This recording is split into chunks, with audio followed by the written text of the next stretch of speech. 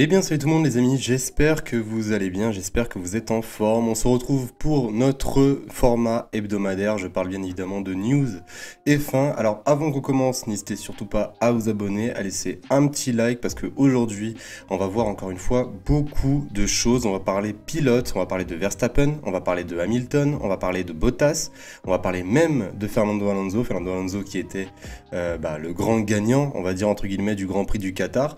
Donc il reste plus que 2 grands prix avant une fin de saison qui s'annonce incroyable. On va y revenir aussi également. On va commencer tout d'abord par une news qui est arrivée pas plus tard qu'il y a quelques jours de cela. On a appris que Lewis Hamilton n'avait pas utilisé son nouveau moteur. Alors là, du coup, on peut se poser des questions par rapport au niveau réel de performance de la part de Mercedes. Je rappelle qu'au Qatar, Lewis Hamilton avait signé la pole position sans son nouveau moteur qu'il avait utilisé au Brésil. Donc, à la place de Red Bull, ça peut un petit peu faire peur, ça c'est sûr et certain. En tout cas, Lewis Hamilton devrait récupérer son nouveau moteur d'ici Jeddah. Et en plus, Jeddah, vous avez peut-être pu le constater dans ma vidéo sur F1 2021. Jeddah, c'est un gros circuit moteur où le moteur est extrêmement important. Donc, pour le coup, je vois vraiment Mercedes favori. J'ai peur que malheureusement pour Red Bull et Max Verstappen, ça soit un peu difficile d'ici l'Arabie Saoudite. Alors, je vais tout de suite vous citer ce qu'a dit Toto Wolff, le directeur, bien évidemment, de l'écurie Mercedes.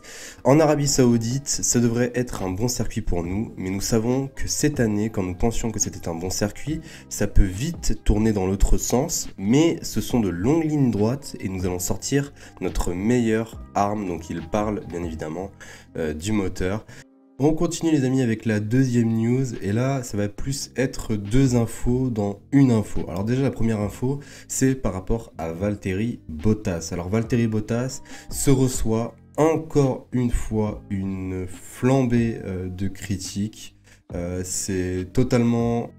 Je sais pas, je peux pas dire si c'est injustifié ou si c'est justifié, mais en tout cas, après encore un autre Grand Prix assez décevant pour le Finlandais, malheureusement, Valtteri Bottas n'a pas échappé à la presse, n'a pas échappé à la vie même de certains pilotes. Bon après, moi, en ce qui me concerne, pour le Grand Prix du Qatar, Valtteri Bottas, je lui en veux pas forcément beaucoup. D'ailleurs, pour le débrief, je l'avais pas mis dans mes flops, parce que ce qui lui a été arrivé, c'était tout simplement arrivé à beaucoup plus de pilotes, ça veut dire une crevaison. Il y a eu les 2 pilotes Williams, il y a eu Lando Norris, il y a eu lui, donc il ne pouvait pas forcément savoir que ça allait arriver, surtout que le Grand Prix du Qatar est un Grand Prix où on ne connaît pas du tout la dégradation des pneus, on n'y a jamais été avant.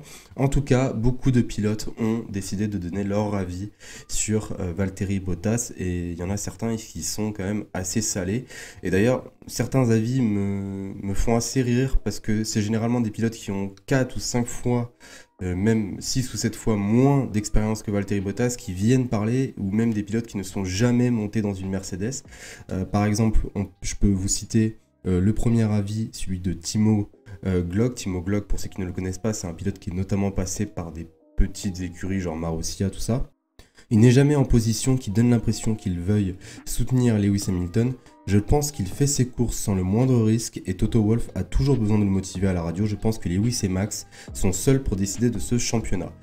Et un autre pilote a voulu également donner son avis, Giedo van der Garde, j'espère que j'ai bien dit son prénom. C'était une autre course molle pour Valtteri Bottas. Je me disais, allez mec, freine un peu plus tard. Dans le virage 2, il laisse juste les gens le dépasser. Il passe dans ses virages comme s'il avait peur. Voilà, ça c'est une critique venant d'un mec qui a fait 3 années en Formule 1, non même pas, je crois 1 année en Formule 1, il a fait je crois 19 Grands Prix chez Sauber. Donc moi personnellement ces genres de personnes là je ne les prends pas forcément au sérieux parce qu'ils sont largement, je ne dis pas qu'ils ne peuvent pas avoir raison dans un certain sens, mais ils ne sont pas à la place du pilote ou même ils n'ont jamais été dans une voiture comme celle qu'a Valtteri Bottas. Si Nico Rosberg dit quelque chose comme cela, là je vais beaucoup plus le prendre au sérieux parce que Nico Rosberg est monté dans une Mercedes et surtout dans une Mercedes de l'époque hybride, donc ce n'est pas forcément rien. On continue maintenant avec la troisième news et je la fais directement comme ça parce qu'elle est dans la foulée de ce que je viens de dire sur Valtteri Bottas. Alors Valtteri Bottas s'est plaint de quelque chose qui est pas forcément habituel mais on pouvait potentiellement s'y attendre. Il s'est plaint que sa voiture, W12 n'était pas la même que celle de Lewis Hamilton et c'est pour ça qu'il avait plus de mal en course.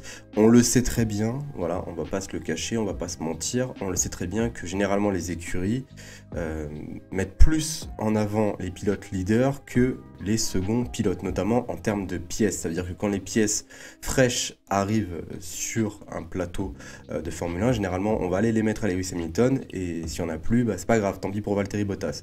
Mais Valtteri Bottas a lui-même signalé, et ça c'est une chose je pense incroyable et j'espère qu'il va le dire à Russell pour l'année prochaine, il a lui-même signalé qu'il a découvert la cause du problème, il a découvert en fait la différence entre sa voiture et celle de Lewis Hamilton, mais il ne veut pas donner de détails. Et c'est ça en fait la chose qui est assez marrante à savoir, c'est qu'on ne sait pas si Valtteri Bottas fait ça pour tout simplement protéger Mercedes, ou s'il fait ça tout simplement pour se protéger lui-même. Parce que si par exemple il donne les détails et que c'est un détail qui est tout pourri, au final on va lui dire ouais Bottas arrête de chercher des excuses. Mais si il donne un vrai détail, là on va dire à Mercedes ouais vous en fait vous flinguez votre deuxième pilote quoi. Donc j'ai trouvé ça assez judicieux de la part de Valtteri Bottas de ne pas dire forcément la cause du problème. En tout cas, Valtteri Bottas, pour finir, a lui-même tout simplement signalé « Ma voiture n'était plus la même qu'elle l'était, ni la même que Lewis. Il y avait de petites différences dans la voiture. » Et je pense pas qu'il parle seulement que du volant. Hein, donc voilà. En tout cas, par rapport à Valtteri Bottas, c'est terminé. Donc on passe tout de suite à la quatrième news. Donc on est parti pour la quatrième news et encore des citations, mais là pour le coup c'est tout simplement une des personnes sur qui on peut se permettre d'écouter puisque c'est quand même un 4 fois champion du monde qui a parlé. Bon, vous le savez tous, Fernando Alonso a fait sensation dans le monde de la Formule 1, 7 ans après son dernier podium qui remontait à 2014, il revient aux côtés de Max Verstappen et aux côtés de Lewis Hamilton sur un podium de Formule 1 au Grand Prix du Qatar 2021. Il s'est fait bien évidemment féliciter par tout le monde, mais celui qu'on attendait tous, c'est bien évidemment Alain Prost. Alain Prost, le directeur de l'écurie Alpine, qui a encensé son pilote, et c'était bien normal, il a lui-même dit pas mal de choses sur Fernando Alonso. Pour moi, c'est le meilleur pilote du plateau. Voilà, je vous le sors, voilà ce que Alain Prost a dit sur Fernando Alonso. C'est vrai que si on regarde quand même les performances de Fernando Alonso, il revient en Formule 1 après pas mal de temps d'absence. Il arrive quand même à se hisser devant Esteban Ocon qui était là l'année dernière dans cette Renault Alpine. Et pour le coup, il fait, je crois que pour l'instant c'est lui qui a le record du plus grand nombre de dépassements cette saison. Donc il n'a rien perdu, Fernando Alonso, il est juste exceptionnel dans son style de pilotage. C'est un des pilotes qui est unique sur une piste. On continue avec les propos d'Alain Prost puisqu'il a également déclaré « La vue d'ensemble qu'il a de la course est incroyable. Tout comme son ressenti pour les pneus, les déclarations qu'il fait sur la voiture et la façon dont il nourrit les ingénieurs d'information. Fernando m'a toujours dit qu'il était devenu une personne différente et je dois dire qu'il avait raison. Il est totalement au service de l'équipe et c'est très bien pour Alpine. » Et enfin, voilà les propos de Alain Prost. Et je rappelle que Alain Prost, avant l'arrivée de Fernando Alonso chez Alpine, avait quand même quelques réticences par rapport au pilote espagnol puisque voilà, Fernando Alonso était quand même un pilote avec un caractère juste énorme, il adore la gagne, il est très par moments sanguin, ça a pu se voir chez McLaren, mais voilà, c'est son côté compétiteur qui fait ça aussi chez lui, hein, on peut pas trop lui en vouloir, et voilà, par rapport aux propos d'Alain Prost, ça confirme que Fernando Alonso a changé et même ça se voit vraiment, que ce soit même en course ou même pendant les radios, Fernando Alonso, il n'est plus du tout le même qu'avant et franchement, ça peut prédire que du bon pour la suite d'Alpine. En tout cas, on passe maintenant à la 5e news, c'est parti. Alors, la 5e news, c'est pas vraiment une news, mais c'est plus quand même à titre d'information, je suis obligé de vous en parler. Donc là, vous pouvez... Voilà, ici, voilà. Vous pouvez voir le classement pilote. Alors, c'est juste pour vous dire, on va faire un petit point quand même sur le classement des pilotes parce qu'on n'est plus qu'à 2 grands prix de la fin.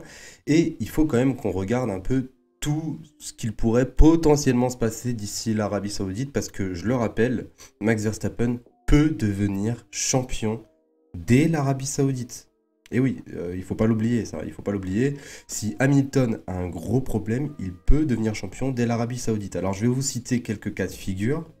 Alors déjà, le premier scénario, si Verstappen gagne. Alors si Verstappen gagne la course, Hamilton devra au minimum finir 7ème pour pouvoir tout simplement être encore en lice pour le championnat du monde d'ici Abu Dhabi. Bon, après je vous cache pas que si Max Verstappen gagne la course et Lewis Hamilton termine 7ème, même en arrivant à Abu Dhabi, Lewis Hamilton va être avec un gros retard. Si Verstappen, encore une fois, gagne et prend le meilleur tour en piste, et bah Hamilton devra également finir non pas 7ème mais 6ème cette fois au minimum pour être encore tout simplement là pour le championnat du monde d'ici Abu Dhabi. Et bien évidemment, Max Verstappen peut quand même gagner le championnat du monde, même s'il ne termine pas premier. S'il finit 2ème par exemple et que Lewis Hamilton n'est pas dans les points, ça veut dire qu'il est en dehors du top 10, et bah Max Verstappen sera quand même sacré champion en Arabie Saoudite. Bon, après, je vous cache pas que les chances pour que Max Verstappen soit sacré champion en Arabie Saoudite sont très très faibles. Il faudrait vraiment qu'il y ait un accrochage et j'espère du fond du cœur qu'il n'y aura pas d'accrochage et que cette bataille pourra durer jusqu'en Arabie Saoudite. Donc voilà les amis, concernant cette vidéo news, j'espère vraiment qu'elle vous a plu. Si c'est le cas, n'hésitez surtout pas à laisser un petit pouce et à vous abonner si ce n'est pas déjà fait. Dites-moi dans les commentaires ce que vous en avez pensé de ces informations, de cette actualité de la F1, quelle est la news que vous avez le plus aimé. Et sur ce les amis, je vous souhaite une agréable journée, une agréable soirée, prenez soin de vous et je vous dis à la prochaine. Salut tout le monde.